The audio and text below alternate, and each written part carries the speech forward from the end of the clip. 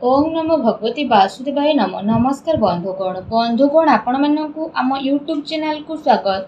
एबेठु आपण होई जांतु रेडी, कारण भगवान श्री गणेश और माँ लक्ष्मी को आशीर्वाद जदि आम आपण मानकु कहिबु विशेष भावरे आपण मानकु मिलिबाकु जाउची बहुत बड़ आगामी 7 दिन रे खुशी खबर। घर घर को जाई आपण मिठा बांटिबा पई होई जिबे रेडी। जदि कहबा ए 7 दिन समय रे भगवान श्री गणेश आउ माँ लक्ष्मी को आशीर्वाद बहुत ही भल समय रहिबाकु जाउची। आज केवल नसीबवान रह ए वीडियो को ही आपण माने देखि पारिबे। बहुत ही महत्वपूर्ण वीडियो आपण मानक पई रहिबो। आपण मानक कहबो कि ए 7 दिन रे रिद्धि सिद्धिदाता भगवान श्री गणेश को आशीर्वाद गजकेशरी जोगर मध्य निर्माण हेबो। आउ एहा सहित धनर देवी माता लक्ष्मी को कृपारु महालक्ष्मी जोग, धन जोग एवं 2टी राजयोगर मध्य विशेष भाव निर्माण हेबो, जहा द्वारा ए 7 दिन समय आपणक पई बहुत ही भल दिन साब्यस्त हेबो। प्रतिटी घर को जाइके आपणक मिठा बांटिबा पई पड़िबो। विशेष भाव ए खुशी खबर आपणक प्राप्त हेबाकु जाउछि। भगवान श्री गणेश माता लक्ष्मी को आशीर्वाद ए 7 दिन रे अनेक प्रकार लाभ, धन लाभ, बड़ बड़ खुशी खबर एवं अनेक सारा लाभ आपणक प्राप्त हेबो, जहाद्वारा आपणकर संपूर्ण जीवन बदली जीव। से खुशी खबर कौन आसतु जानिबा, सेतिपई वीडियो को पूरा शेष पर्यंत देखंतु। आ शेष रे वीडियो को निहाती भाबरे देखंतु। वीडियो को आदौ भी मिस करंतु नाही, कारण ए वीडियो आपण मानक पई बहुत ही महत्वपूर्ण रहिबो। ए वीडियो रे आपणक पई आगामी 7 दिन रो संपूर्ण विषय रे सठिक राशिफल मु आपण मानक पई नै करी आसीछि। तेणु वीडियो शेष पर्यंत निश्चिंत भाबरे देखंतु। या पूर्वरु कहिबी भगवान श्री गणेश माता लक्ष्मी सच्चा भक्त होइतिले वीडियो को लाइक करंतु। कमेंट बॉक्स रे जय श्री गणेश, जय माँ लक्ष्मी बोली अवश्य लिखंतु, जहाद्वारा आपणकर सब मनोकामना पूर्ण हेबो। आसंतु जानिबा केमिति रहइबो आपणक पई भगवान श्री गणेश माता लक्ष्मी आशीर्वाद आगामी ए 7 दिन विशेष भाव स्थिति। जदि विशेष भाव में आम आपको कहबू आपणक पई भगवान श्री गणेश माता लक्ष्मी आशीर्वाद ए दिन बहुत ही भल दिन रहिबाकु जाउछि, जहाद्वारा आपणकर सबु दुख कष्ट दूर होई जिवो। परिवार रे धन दौलत सुख समृद्धि मध्य बढ़िबो एवं जीवन साथी प्रेम संबंध आहुरी अधिक मजबूत हेबो। आपण समस्तक पई ए समय बहुत ही शुभ समय चालू अछि।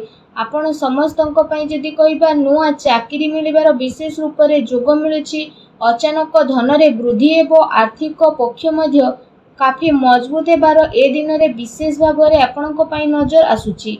जहा चाहिबे से सबु आपणक विशेष भाव रे ए सबु दिन रे प्राप्त मध्य हेबो। मानसिक भाव रे आपण खुशी मध्य अनुभव करिवे। प्रतिटी स्थिति आपणको मिलिबो। अटकी थिबा कार्य मध्य आपणकर पूरा हेबार जोग बनुछि।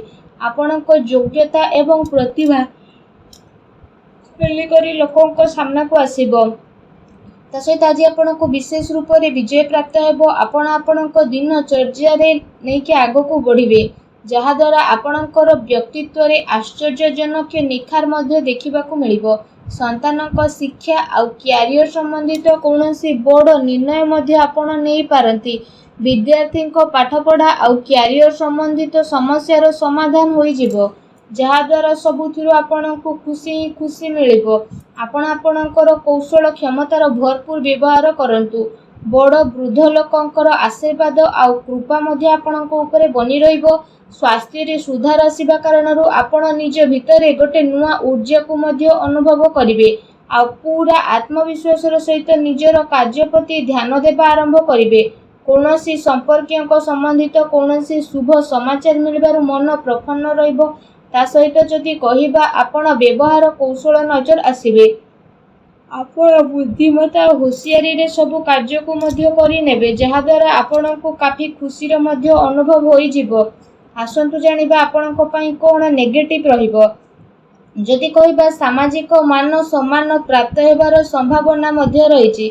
सेथिपई कौनसी भी कार्य को स्थिरता और गंभीरता पूर्वक नियंतु, जहा द्वारा आपणक सफलता और सम्मान मध्य प्राप्त हेबो। एहा सहित अति संपर्कियों सह संबंध खराब हेबार स्थिति रहिछि। धन संचित करिवार प्रयास आपणकर विफल हेबो, तेणु सावधान रुहंतु। ता सहित आर्थिक मामला रे सावधान बनिबार अति आवश्यकता रहिछि। भाई द्वारा संपत्ति बंटवार संबंधित किछि स्थिति मध्य आपणकर आसी पारे। आपसिक संबंध को बिगाड़ंतु नहीं। युवा वर्ग निजर क्यारियर्स रे कौनसी प्रकार समझौता आपण करंतु नहीं।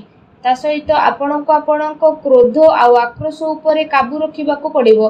केते थर तरतर आउ उत्साह रे बना जाइथिबा खेल मध्य आपणकर बिगिड़ी पारे, जोंथि पई परिवारर सुख शांति मध्य प्रभावित हेबो। निजर लक्ष्य प्रति कड़ा नजर रखिबा आपणको पई अति आवश्यक रहिछि। ଏହା ସହିତ ଅଜଣା ଆଉ ଅପରିଚିତ ବ୍ୟକ୍ତିଙ୍କ ଦ୍ୱାରା ବ୍ୟବହାରରେ ଲେଣଦେଣ ସାବଧାନତା ରଖନ୍ତୁ। ଆପଣ କୌଣସି ଷଡ଼ଯନ୍ତ୍ରର ଶିକାର ମଧ୍ୟ ହୋଇପାରନ୍ତି। ସେଥିପାଇଁ ଠିକ୍ ଏହା ରହିବ କି ଆପଣ ଖରାପ ଲୋକଙ୍କ ସଙ୍ଗତିରୁ ଦୂରେଇକି ରୁହନ୍ତୁ। ବଡ଼ ଲୋକଙ୍କର ସ୍ୱାସ୍ଥ୍ୟରେ ଆପଣଙ୍କୁ ଧ୍ୟାନ ରଖିବାର ଅତି ଆବଶ୍ୟକତା ରହିଛି। ତା ସହିତ ବ୍ୟର୍ଥ କାର୍ଯ୍ୟରେ ଧନ ଖର୍ଚ୍ଚ ହେବାର ପ୍ରବଳ ଯୋଗ ମଧ୍ୟ ଆପଣଙ୍କ ପାଇଁ ବନୁଛି। ଭୂମି ଏବଂ ବାହନକୁ ନେଇ କୌଣସି ବଡ଼ ଧରଣର କରଜ ମଧ୍ୟ କରିପାରନ୍ତି। ସେଥିପାଇଁ ନିଜର ଆର୍ଥିକ ସ୍ଥିତିକୁ ଧ୍ୟାନରେ ରଖିକି କିଣାକିଣି ସମ୍ବନ୍ଧିତ ଆପଣ ଯୋଜନା ବନାନ୍ତୁ। ଏହା ଆପଣଙ୍କ ପାଇଁ ବହୁତ ଭଲ ରହିବ। ଆସନ୍ତୁ ଜାଣିବା ଆପଣଙ୍କର ଲଭ୍ ଲାଇଫ୍ କିପରି ରହିବ। ଦାମ୍ପତ୍ୟ ଜୀବନକୁ ନେଇକି ସ୍ଥିତି ଆପଣଙ୍କର କାଫି ଭଲ ରହିବ। ଜୀବନ ସାଥୀଙ୍କ ସହ ମଧୁର ସମ୍ବନ୍ଧ ହେବା ସହିତ ଆପଣଙ୍କୁ ତାଙ୍କର ସହଯୋଗ ମଧ୍ୟ ପ୍ରାପ୍ତ ହୋଇଯିବ। ଘର ପରିବାରର ସୁଖ ସୁବିଧା ପ୍ରତି ଆପଣଙ୍କର ପ୍ରାଥମିକତା ମଧ୍ୟ ରହିବ। ପତି ପତ୍ନୀଙ୍କ ଭିତରେ ସମ୍ବନ୍ଧ ମଧ୍ୟ ମଧୁର ରହିବ। କିନ୍ତୁ ସନ୍ତାନଙ୍କର କିଛି ଜିଦ୍ଦିପଣ ବା ନକାରାତ୍ମକ ରବୈୟା ଆପଣଙ୍କ ଚିନ୍ତାର କାରଣ ମଧ୍ୟ ବନିପାରେ। ଆସନ୍ତୁ ଜାଣିବା ଆପଣଙ୍କ ବ୍ୟବସାୟ ଆଉ କ୍ୟାରିୟର କିପରି ରହିବ। ବ୍ୟାପାରର ବିସ୍ତାରତା ସମ୍ବନ୍ଧିତ ନୂଆ ସମ୍ଭାବନା ଉପରେ ଆପଣଙ୍କର ବିଚାର ହେବ। ନିଜର ପୂରା ଜୋସ୍ ମାର୍କେଟିଂ ତଥା ନିଜର ପ୍ରଡକ୍ଟର ପ୍ରମୋସନରେ ଲଗେଇବେ। ଚାକିରି କରୁଥିବା ବ୍ୟକ୍ତିମାନେ ଆପଣଙ୍କ କାର୍ଯ୍ୟରେ ସନ୍ତୁଷ୍ଟ ରହିବେ ଆଉ ସହକର୍ମୀଙ୍କର ଆପଣଙ୍କୁ ପୂରା ସହଯୋଗ ପ୍ରାପ୍ତ ହେବ।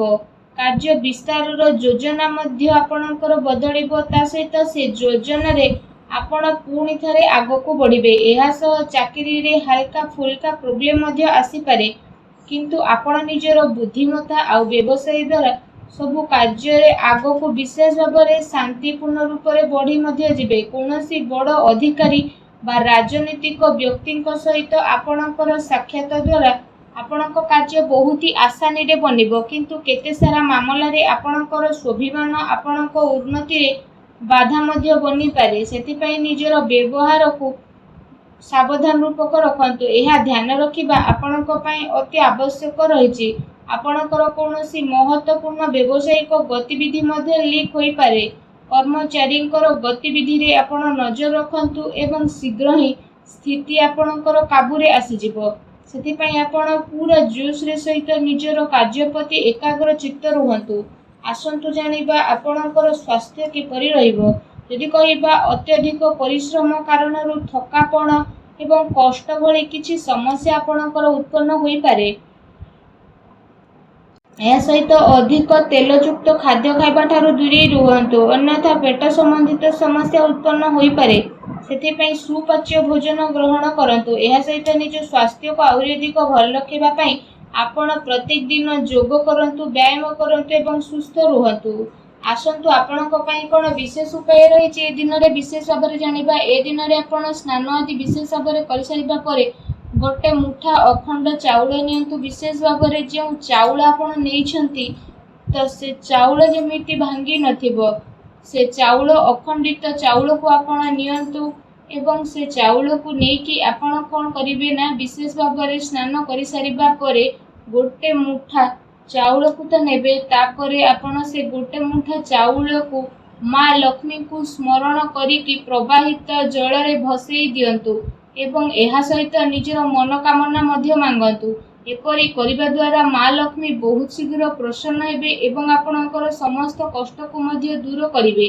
ଯାହା ବି ଆପଣଙ୍କ ଜୀବନରେ ଧନ ସମ୍ବନ୍ଧିତ ପ୍ରୋବ୍ଲେମ ଥିଲା, ସବୁ ପ୍ରୋବ୍ଲେମର ଅନ୍ତ ହେବ ଏବଂ ଏପରି କରିବା ଦ୍ୱାରା ଆପଣଙ୍କୁ ଶୀଘ୍ର ହିଁ ବିଶେଷ ଭାବରେ ଲାଭ ପ୍ରାପ୍ତି ହେବ।